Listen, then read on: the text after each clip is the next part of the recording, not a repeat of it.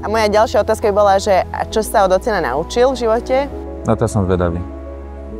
No počkaj, to si musím premyslieť.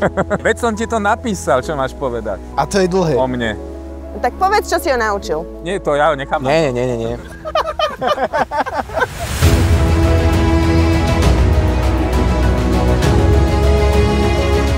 Takže vedľa mňa sedí Martin, zhodou okolností Martin Jurica tak ako ja. Napriek tomu, že je to junior, tak pracuje v Slovenských elektrárniach na pozícii senior manažer investičných projektov už 4 roky a robí mi radosť. V rámci Slovenských elektrární prevádzkujeme unikátne technológie a zariadenia, potrebujeme ich udržiavať v dobrej kondícii a aj na to nám slúžia investičné projekty a ja zabezpečujem ich realizáciu. A môj otec, takisto Martin, ako už bolo povedané, pracuje v Slovenských elektrárniach už 31 rokov na pozícii techník pre plánovanie, koordináciu a monitorovanie. Čo je to, Martin, čo sa vie tá mladšia generácia naučiť od tej staršej?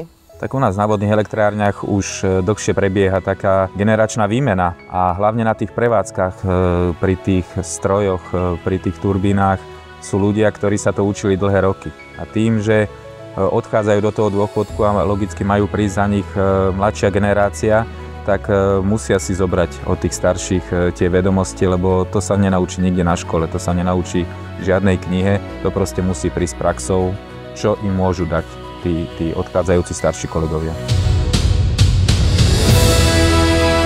A opačne, čo je podľa vás to, čo tá mladá generácia sem vie priniesť? Sú to mladí ľudia, ktorí niektorí majú taký určitý drive, zanietenie a to možno potom preskočí aj na starších kolegov.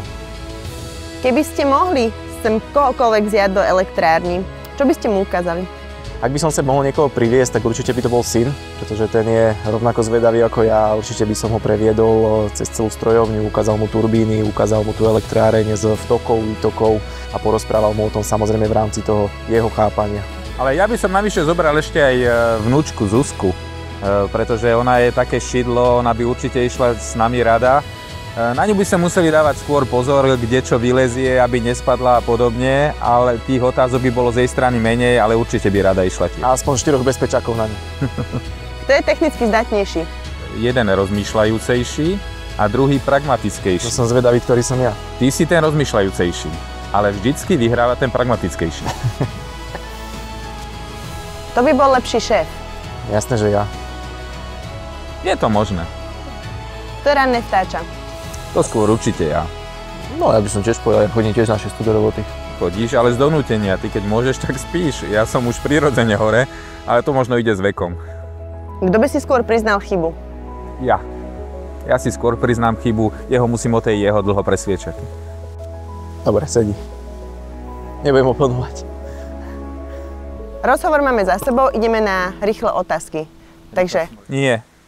Prečo? No ja už odpovedám. To nemáš. Ale nebudú tam použité všetky tie otázky, či? Nie.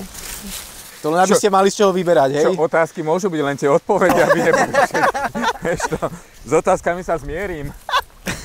Vlastne tam budú len moje otázky, len ako sa ja pýtam. Ja neviem. A koho to je syn? No ja viem, ale čo ja som s ním v práci, akože...